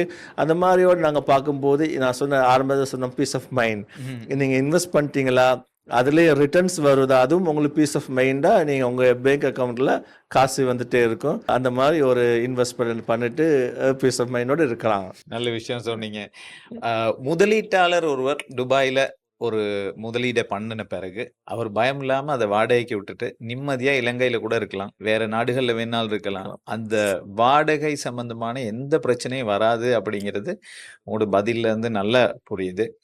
இலங்கை மாய் நாடுகள்ல ஒரு வாடகைக்கு விட்ட பிறகு அந்த வாடகைக்கு இருப்பவர் அதுல இருந்து போவாட்டி கூட ஆரம்பத்துல இருந்த சட்டத்திட்டன்படி கிட்டத்தட்ட 4-5 வருஷமாகும் ஒரு வழக்கை முடிக்கிறது. அந்த எவிக்ஷன் ஆர்டரை நீங்க ஜட்ஜு கிட்ட இருந்து வாங்குறது 5 வருஷம் போகும். இப்ப 2023ஆம் ஆண்டு சட்ட திருத்தத்தின் மூலமாக கொஞ்சம் அதை எக்ஸ்பிடைட் பண்ணியிருக்காங்க. அப்போது கூட நீங்க வந்து அந்த எவிக்ஷன் நோட்டீஸை வாங்குறதுக்கு குறைஞ்சது 1 வருஷம் 2 வருஷம் போகும். ஆனா துபாயில நீங்க சொன்ன மாதிரி மிஸ்டர் ராஜ்கலில் நிம்மதியா நீங்க ஒரு நாள் கூட வராம அதை வாடகைக்கு விட்டுட்டு உங்க மாதிரி ஒருத்தர்கிட்ட பயம் இல்லாம இதை கொடுத்துட்டு நீங்க ஒரு வெல்த் அட்வைசர் கூட நிம்மதியா இலங்கைய இந்த நாடுகள்லயும் இருக்கலாம் அப்படின்னு சொல்ல வரீங்க. நான் கூட உங்க பிளான் பண்ணிக்கிட்டு இருக்கேன், ஏதாவது வாங்கி உங்ககிட்ட கொடுக்கலான்னு தான் இருக்கேன். நிம்மதியா இருக்கணும், பீஸ் ஆஃப் மைண்டா இருக்கணும்ட்டு. கண்டிப்பா. ரொம்ப நன்றி, ரொம்ப நன்றி. மற்றபடி இந்த ரிட்டர்ன் ஆன் இன்வெஸ்ட்மெண்ட்னு சொல்லுவாங்க.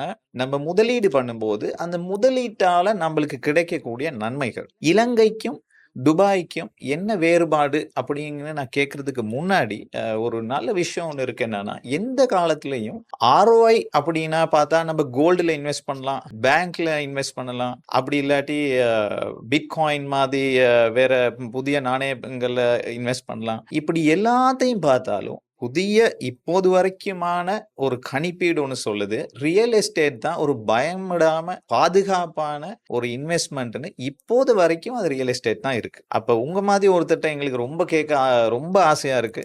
அந்த ROIங்கிற விஷயம் இலங்கைக்கும், துபாய்க்கும் என்ன வேறுபாடு? ஓகே. நல்ல ஒரு கேள்வி. எல்லாருமே இப்ப அடுத்த இன்வெஸ்ட் பண்ணவும் நாங்க எல்லாம் ரெடி ஆயிட்டோம், பண்ணிட்டோம். ரெண்டல் இன்கமுக்கும் சட்டங்கள் எல்லாமே பார்த்துட்டோம். ஆனா அதுக்கு பின்னால ஓகே நான் இன்வெஸ்ட் பண்ணினா எனக்கு என்ன கிடைக்கும்? இங்க துபாய்ல நான் வந்து எனக்கு என்ன ரிட்டர்ன்ஸ் கிடைக்கும்?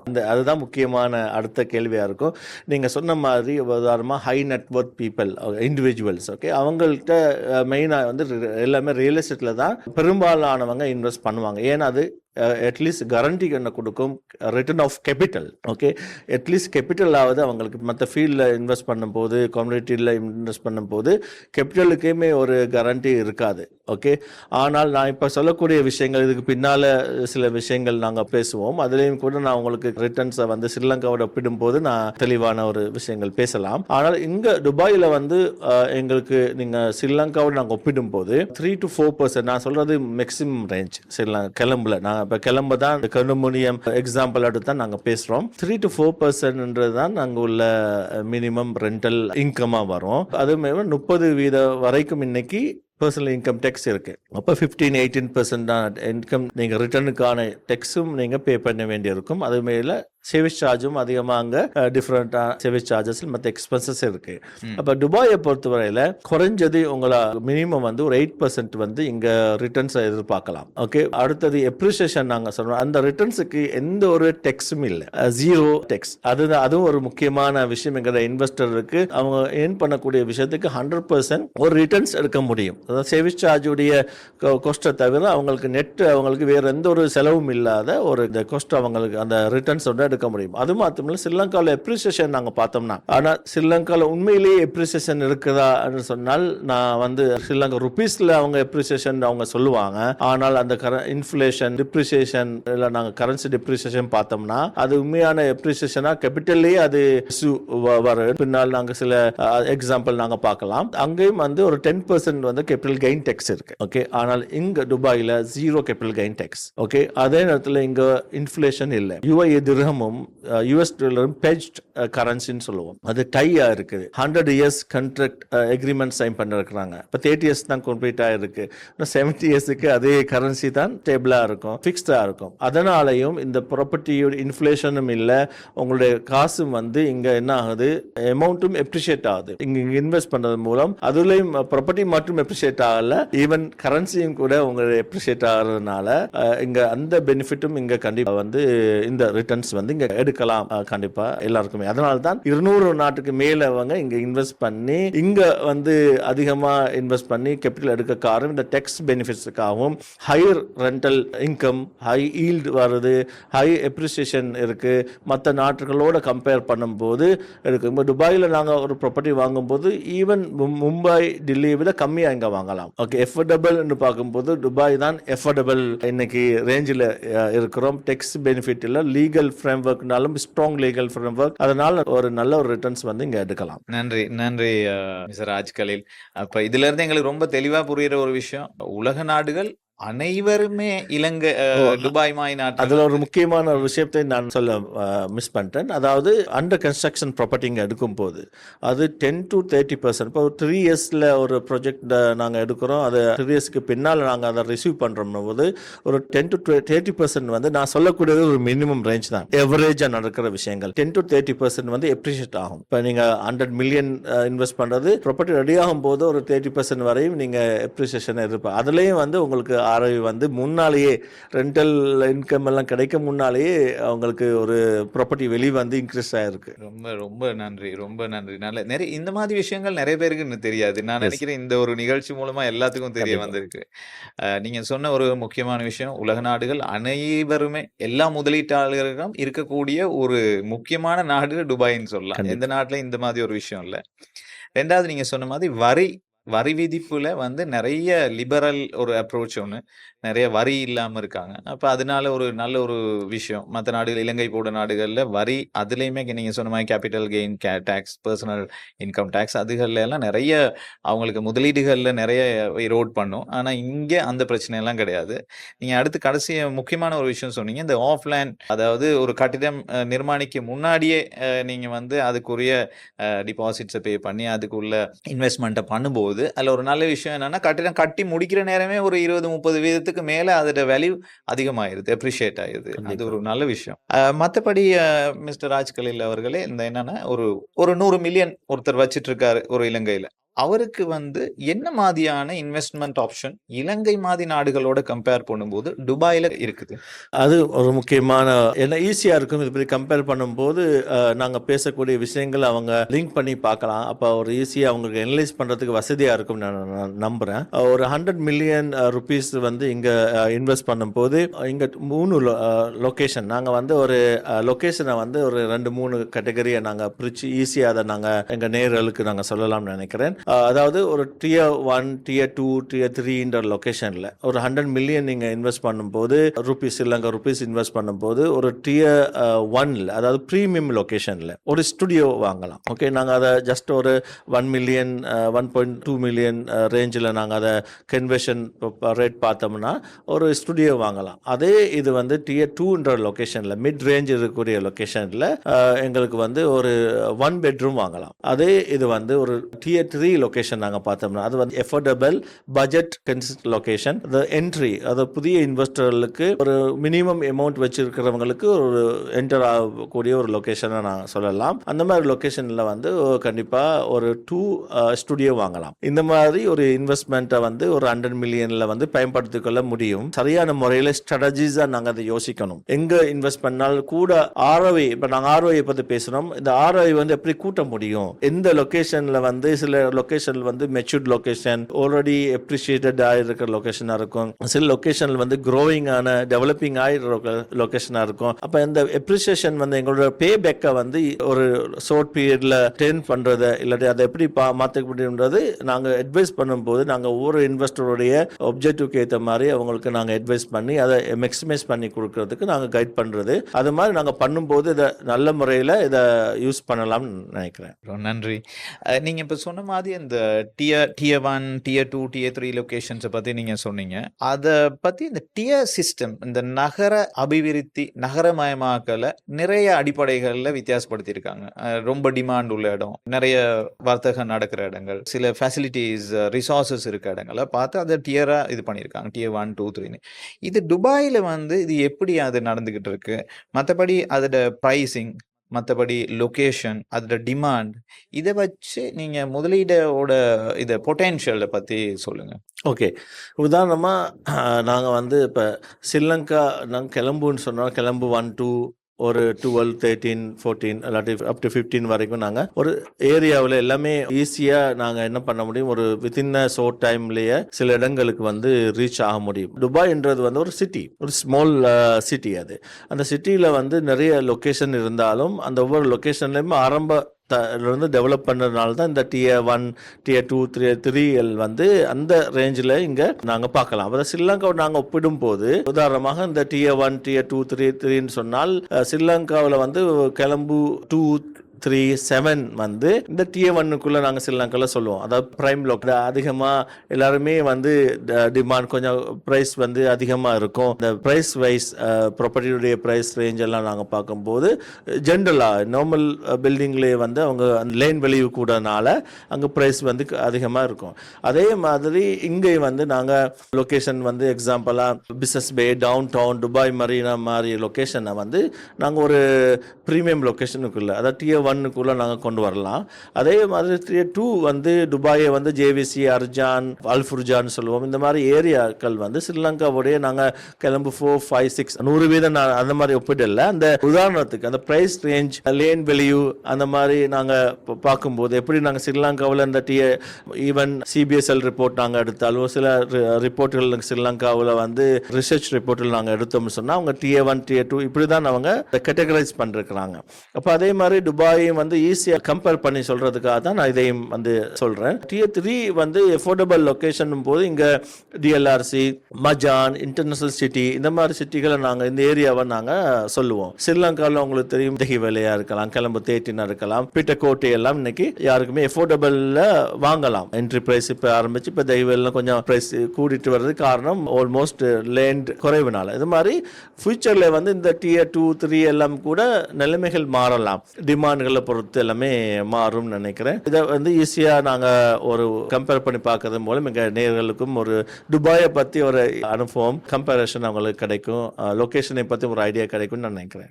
ரொம்ப நன்றி மிஸ்டர் ராஜ்கலில். இலங்கையில் உள்ளவங்களுக்கு இது ஒரு பெரிய ஒரு வாய்ப்பு. நீங்க சொன்னீங்க டியர் 2 சிட்டிஸ்னா துபாயில எது எது, டியர் 2, 3ங்கிற சிட்டிஸ் எல்லாம் எது எதுங்கிறத ரொம்ப தெளிவா சொன்னீங்க. தெரியாதவங்களுக்கும் நீங்க தெரிஞ்சிருப்பாங்கன்னு நினைக்கிறேன். ரொம்ப நன்றி. மற்றபடி பேபேக் டைம் அப்படின்னு நம்ம சொல்லப்படுற ஒரு முதலீடு பண்ணின பிறகு அது அந்த போட்ட முதலீட்டை அவர் வந்து திருப்பி பெறுவாரு. அந்த முதலீட்டாளர் பெறக்கூடிய டைம் அது வந்து சில நேரம் வாடகை மூலமா அவர் போட்ட காசு திருப்பி எடுக்கலாம், இல்லாட்டி அப்ரிசியேஷன் சொல்லக்கூடிய பெருமதி அதிகப்படுத்தல் வர்றதன் மூலமா அவர் வந்து அவர் போட்ட முதலீட்டை திருப்பி எடுக்கலாம். இந்த மாதிரி விஷயங்கள் வந்து கரன்சி டிவேல்யூவேஷன், அதாவது பெருமதி இழப்பு, கரன்சியோட பெருமதி இழப்பு, மற்றபடி இன்ஃப்ளேஷன், பணவீக்கம், இந்த மாதிரியான விஷயங்கள் வந்து எந்த அளவு பாதிப்பை கொண்டு வருது நாங்க துபாயில இன்வெஸ்ட் பண்ணும்போது? ஓகே, 2 உதாரணங்களை வச்சு இதை நான் வந்து சொல்ல நினைக்கிறேன். பேபேக்கை வந்து ஒரு ஈஸியாக எங்களுக்கு புரியும். ஒரு 100 மில்லியன் ஒரு இன்வெஸ்ட்மெண்ட் அமௌண்ட்டை வச்சு நாங்கள் ஸ்ரீலங்காவில் ஒரு இன்வெஸ்டர் வந்து ஸ்ரீலங்காவில் இன்வெஸ்ட் பண்ணுறாரு. ஒரு கிளம்புத்திரி இல்லை ஒரு 2 பெட்ரூம் அந்த அமௌண்ட்டில் வந்து இன்வெஸ்ட் பண்ணுறாரு. அதே அமௌண்ட் வந்து துபாயில் ஒரு இன்வெஸ்டர் என்ன பண்ணுறாரு, ஒரு 1 மில்லியன் வேர்த்தில் இங்கே ஒரு ப்ராப்பர்ட்டியை துபாயில் அவர் இன்வெஸ்ட் பண்ணுறாரு. ஓகே, இப்போ ஸ்ரீலங்காவில் இன்வெஸ்ட் பண்ணும்போது இந்த 100 மில்லியனுக்கு வந்து 3 to 4% சொன்னால் ஒரு நாங்கள் 3 to 4 மில்லியன் இயர்லி அவங்களுக்கு ஒரு இன்கம் வரும். ஓகே, துபாயில் வந்து அதே இன்வெஸ்ட்மெண்ட்டுக்கு வந்து 8% மினிமம் நாங்கள் பார்த்தோம், 8% வருது. அதை விட டபுளாக இங்கே கிடைக்கும். இப்போ ஸ்ரீலங்காவில் அந்த 100,000 இன்வெஸ்ட் பண்ணவருக்கு 3 to 4 மில்லியன் ரிட்டர்ன்ஸில் அவரோட பேபேக் வந்து மோர் தென் 20 இயர்ஸ் போகலாம். ஓகே, அதே நேரத்தில் நீங்கள் அந்த டெக்ஸ் நாங்கள் பார்த்தோம்னா ஒரு 15% நாங்கள் டெக்ஸ்ன்னு சொன்னாலும் இந்த இன்கம் டெக்ஸ் நாங்கள் பார்த்தோம்னாலும், ஒரு உதாரணத்துக்கு வந்து நாங்கள் பார்த்தோம்னா ஒரு 15% சொன்னாலே 4 மில்லியனில் ஒரு பெரும்பகுதியான அமௌண்ட் வந்து டெக்ஸுக்கு போயிடும். அதே நேரத்தில் இந்த துபாயை வந்து அவர் இங்கே இன்வெஸ்ட் பண்ணவருக்கு வந்து எந்த ஒரு டெக்ஸும் இல்லை, கேபிட்டல் கெயின் டெக்ஸும் இல்லை. அவருக்கு வந்து ஒரு 5 to 7 இயர்ஸில் அந்த ரிட்டர்ன்ஸ் வந்துடும். ஓகே, அந்த 100 மில்லியன் ஸ்ரீலங்காவில் போட்டவருக்கு ஒரு 20 வருஷத்துக்கு மேலே போகும். இவர் 2-3 டைம்ஸ் அந்த ரிட்டர்ன்ஸை யூஸ் பண்ணி அவர் மறுபடியும் அங்கே இன்வெஸ்ட் பண்ணுவாங்க. இப்போ ஸ்ரீலங்காவில் நாங்கள் பார்ப்போம் டிப்ரிசியேஷன், அதாவது கரன்சி டிப்ரிசியேஷன் இருக்கிறதுனால, இன்ஃப்ளேஷன் இருக்கிறதுனால என்ன ஆகலாம், 20 இயர்ஸுக்கு பிறகு ஒரு 100 மில்லியன் ப்ராப்பர்ட்டி கண்டிப்பாக ஒரு 500 மில்லியன் கூட போகலாம் நீங்க சொல்லலாம். ஆனால் அந்த அமௌண்ட் வந்து கண்டிப்பாக என்ன இருக்கும்னு சொன்னால் அது ஒரு கரன்சி இன்ஃப்ளூயன்ஸ்னால, டிப்ரிசியேஷனால அந்த ரிட்டர்ன் சரியாக வந்திருக்காது. ஆனால் துபாயில் வந்து அப்படி இல்லை. அந்த அமௌண்ட்டை வந்து அவங்க பேபேக் டைம் வந்து இந்த குறுகிய காலத்தில் வரதுனால ஏன் டெக்ஸ் இல்லை, அதே நேரத்தில் கேபிட்டல் கெயின் டெக்ஸ் இல்லாதனால அவங்க இதை கூடுதலாக சரியான முறையில் இதை வந்து யூட்டிலைஸ் பண்ணலாம் அப்படின்னு நான் சொல்லலாம். இப்போ நானே கன்ஃபியூஸ் ஆகிட்டேன் மிஸ் ராஜ்கலில், நான் ரொம்பவே கன்ஃபியூஸ் ஆகிட்டேன். 20 வருஷத்துல 500 மில்லியன் ஆகும்னு சொல்றீங்க. இலங்கையில வந்து ஒரு ப்ராப்பர்ட்டி 100 மில்லியன் போட்டு வாங்கினா பல காரணங்கள்னால, பணவீக்கம், இன்ஃப்ளேஷனா இருக்கலாம், வேல்யூ டிப்ரிஷியேட் ஆகலாம், இந்த மாதிரி விஷயங்கள்னால நீங்க சொல்றீங்க 20 வருஷம் போன பிறகு 500 மில்லியன் ப்ராப்பர்ட்டி 500 மில்லியன் சொல்றீங்க. அதே நேரத்தில் 50% 50 வேல்யூவும் ட்ராப் ஆகுதுன்னு சொல்றீங்க. இது எப்படி சாத்தியம்? ஓகே, இதை தெளிவாக நான் சொல்லணும்னு சொன்னால், இப்போ நான் ஏற்கனவே சொன்ன விஷயத்திலேருந்து நாங்கள் பார்ப்போம். உதாரணமாக அந்த currency depreciation, currency financial stable அந்த பிரச்சனை இருக்கிறதுனால, ஸ்டேபிளான ஒரு சிச்சுவேஷன் இருக்கிறதுனால இந்த கரன்சி டிப்ரிசியேஷன் நீங்கள் ஒரு 20 இயர்ஸுக்கு முன்னால் நீங்கள் டாலர் ரேட்டை நீங்கள் பார்த்தீங்கன்னா இன்னைக்கு இருக்கக்கூடிய டாலர் ரேட் 300க்கு மேலே இருக்குன்னு சொன்னால் அந்த டைமில் 20 இயர்ஸுக்கு முன்னால் நீங்கள் ஒரு ப்ராப்பர்ட்டி வாங்கும்போது என்ன ரேட்டில் நீங்கள் ஒரிஜினலி வாங்கியிருப்பீங்க. ஓகே, அதனால் நாங்கள் ஒரு 500 மில்லியனுக்கு அந்த ப்ராப்பர்ட்டி வந்து போயிருந்தாலும், உண்மையிலே எப்ரிசியேஷன் ஆகியிருந்தாலும், அந்த கரன்சி டிப்ரிசியேஷனால் அந்த ப்ராப்பர்ட்டியுடைய ரிட்டர்ன் வந்து உதாரணமாக 100 மில்லியனுக்கு வாங்கினவர் 20 இயர்ஸுக்கு வந்து அவர் ரிட்டர்ன்ஸ்ல தான் அவருக்கு பேபேக் கிடைக்கும். ஆனால் அந்த ப்ராப்பர்ட்டி அவர் சேல் பண்ணும்போது அந்த கேபிட்டல்ல வந்து அவர் மோர் தென் 50% வந்து லூஸ் பண்ணுவார். எனக்கு சொல்லலாம் அது வந்து 0 கூட ஆகலாம். அது ஏன்னா 20 இயர்ஸ்ல வந்து அவரோட கேபிட்டல்லையும் வச்சு தான் இந்த 20 இயர்ஸ் நாங்க சொல்லலாம். ஆனால் இந்த அதிகமான சந்தர்ப்பங்கள்ல வந்து இந்த டிப்ரிசியேஷனால அவங்க லூஸ் பண்றாங்க, கேபிட்டலை கூட லூஸ் பண்றாங்க. இது இந்த உதாரணம். ஆனா இங்க துபாயில் இன்வெஸ்ட் பண்ணவர் அப்படி இல்ல. 100 மில்லியனை வந்து அவர் என்ன பண்ணிருப்பாரு, 7 இயர்ஸ்ல வந்து அது அவருக்கு ஒரு 100 மில்லியன் இங்க ரிட்டர்ன்ஸ் கிடைச்சிருக்கும் அந்த இதுல. அதுவும் அந்த கரன்சி வந்து என்ன இருக்கும், அவர் 2 மில்லியன் இருக்கும் இப்ப திர்ஹம். அந்த 2 மில்லியன் அவர் ஆஃப்டர் 7 இயர்ஸ் ஸ்ரீலங்காவுக்கு கொண்டு போனார்னு சொன்னால் அந்த கரன்சியுடைய வெளிவிலேயே இன்னும் அடிஷனலா ஒரு 50 மில்லியன் அவர் ஏர்ன் பண்ணுவாரு ஸ்ரீலங்காவுடைய worthல. ஆனா ஸ்ரீலங்காவில் இன்வெஸ்ட் பண்ணவங்க அவங்க அந்த கரன்சி 500 மில்லியன் worth 20 இயர்ஸ்க்கு பிறகு இருந்தாலும் ஒரிஜினலி அந்த கரன்சி வெளி வந்து அது குறைவா இருக்கிறதுனால இந்த லாஸ்ட் வந்து ஸ்ரீலங்கா இன்வெஸ்டருக்கு கிடைக்கிறது ரொம்ப காலம் அவங்க ரிட்டர்ன்ஸ் எடுக்கிறதுக்காக வெயிட் பண்ண வேண்டியிருக்கு. துபாயில் இருக்கிறவங்க அப்படி இல்லை, அந்த 3 டைம்ஸ் அந்த மல்டிப்ளை பண்ண முடியும். அந்த 100 மில்லியனை 200 ஆக்க முடியும். அதை 3 டைம் 500-600 மில்லியனுக்கு அதை ருபீஸ் அவங்களுக்கு மாற்ற முடியும். அதாவது UAE திர்ஹத்தில் அவங்க பண்ணும்போது அது 5 மில்லியன் worth இருந்தால்டா அந்த 5 மில்லியன் worth வந்து நீங்க பார்க்கலாம் ஸ்ரீலங்காவுடைய கரன்சியோடு அந்த டைமில் இருக்க கரன்சியோடு நாங்கள் கன்வெர்ட் பண்ணும்போது அது அவங்களுக்கு டபுளாக கொடுக்கும். அதனால்தான் இந்த 200 கண்ட்ரில இருந்து இருக்கிறவங்க ரொம்ப காலமாக துபாயில் இன்வெஸ்ட் பண்ணி இன்னைக்கு நிறைய இன்வெஸ்ட்மெண்ட்டை அந்த வெல்த் கிரியேஷன்றது அதுதான். அந்த வெல்த் கிரியேஷன்ன்றது வந்து இந்த அசெட் மூலம் வரக்கூடிய ரிட்டர்ன்ஸை வந்து சரியாக யூஸ் பண்ணி அதை மல்டிப்ளை பண்ணுறது தான் இன்வெஸ்டருக்கு ஒரு சரியான முறை. எங்கள் நாங்கள் பிஸ்னஸில் கூட லாபத்தை நாங்கள் அடைவோம். அந்த லாபத்தை வச்சு நாங்கள் ரீஇன்வெஸ்ட் பண்ணுவோம். ரீஇன்வெஸ்ட் பண்ணி நாங்கள் அதை மூலம் இன்னொரு ரிட்டர்ன்ஸ் எடுப்போம். ஆனால் ஸ்ரீலங்காவில் அது முடியாமல் இருக்கும். இந்த நான் சொல்லக்கூடிய உதாரணங்களை உங்களுக்கு அது சொந்த அனுபவங்கள் கூட இருக்கலாம், இல்லை தெரிஞ்சவங்களுடைய அனுபவங்களை நீங்கள் பார்த்தாலும் அது நிறைய பேருக்கு வந்து ஸ்ரீலங்கா ருபீஸில் எனக்கு 3 டைம் 4 டைம்ஸ் வந்து நான் வித்து கிடைக்குதுன்னு சொல்லி அவங்க நினைக்கலாம். ஆனால் அது உண்மையிலேயே அது கரன்சி டிப்ரிசியேஷன்றதும் இன்ஃப்ளேஷன்றது யாருக்குமே சரியாக பார்த்து செய்யாதனால, ஏன்னா அவங்க துபாய் மாதிரி இன்வெஸ்ட் பண்ணுறது நாங்கள் இப்போ சொல்கிறது மூலம் இதை எல்லாருமே சிந்திச்சால் அதை சரியாக இன்வெஸ்ட் பண்ணுற 2 பேரையும் உதாரணங்களை சரியாக பார்த்தால் புரியும் யார் இதில் பெனிஃபிட் கூட அடைஞ்சிருக்கிறாங்கன்றது. கண்டிப்பா மிஸ்டர் ராஜ்கலில். ஏன்னா அதில் ஒரு முக்கியமான விஷயத்த சொன்னீங்க. நிறைய பேர் மேலோட்டமாக பார்த்துட்டு சொல்லுவாங்க 100 மில்லியன் இன்வெஸ்ட் பண்ணி 20 வருஷத்துக்கு அப்புறமா நான் 500 மில்லியனுக்கு இந்த ப்ராப்பர்ட்டியை வேல்யூ பண்ணியிருக்கேன் அப்படின்ட்டு. ஆனால் நிறைய பேர் ரொம்ப யோசிக்காத ஒரு விஷயத்த நீங்கள் சொல்லிடுறீங்க. அதில் பெருமதி இறக்கம், அதாவது இன்ஃப்ளேஷன்னாலேயா இருக்கலாம், பண வீக்கம்னாலேயா இருக்கலாம், மற்ற நாணய வீழ்ச்சினாலேயா இருக்கலாம். இதனால அதோட ப்ராப்பர்ட்டியோட பெருமதி கீழே போயிருச்சு, அதோட வேல்யூ குறைஞ்சிருச்சுங்கிறது வந்து ரொம்ப நீங்கள் நாசுக்காக சொன்னீங்க. ரொம்ப நல்ல விஷயம். தேங்க்யூ. நிறைய விஷயங்களை பற்றி பேசினோம். ஆனால் டைம் போய்கிட்டே இருக்கு, எங்களுக்கே தெரியாமல் நேரம் போகிறது தெரியலை. நான் நினைக்கிறேன் நேயர்கள் ரொம்ப விரும்பி கேட்டுக்கிட்டு இருப்பாங்களா இருக்கும். இருந்தாலும் we have some time constraints இருக்குது. அந்த மேனேஜ் பண்ணுறதுக்காக வேண்டி நாங்கள் பகுதி 2ல் பார்ட் 2ல் நிறைய விஷயங்களை பற்றி பேசலாம். உங்கள் நேரத்தை எங்களுக்காக ஒதுக்கி தந்ததுக்கு ரொம்ப நன்றி. இலங்கை நேயர்களுக்கு துபாயில் எப்படியெல்லாம் இன்வெஸ்ட் பண்ணலாம், பாதுகாப்பான இன்வெஸ்ட்மெண்ட் எப்படி, நிறைய நன்மதிப்புகளை எவ்வளோ பெறலாம், எவ்வளோ ரிட்டர்ன்ஸ் எடுக்கலாங்கிறத ரொம்ப அழகாக சொன்னீங்க. அடுத்த பார்ட் 2ல் நிறைய விஷயங்களை நம்ம மற்றபடி பார்க்கலாம். நேர்கள்லாம் வெயிட் பண்ணிக்கிட்டு இருப்பாங்கன்னு நினைக்கிறேன் உங்களோட நிறைய விஷயங்களை பார்த்துக்கிறதுக்காக. கண்டிப்பாக நீங்கள் எங்களோட பார்ட் 2ல் மற்ற விஷயங்களை பகிர்ந்துக்கணும். நன்றி. இந்த வாய்ப்புக்கு நன்றி. கண்டிப்பாக 2வது எபிசோடில் நாங்கள் எல்லாரையும் சந்திப்போம். நன்றி, வணக்கம். ரைட்.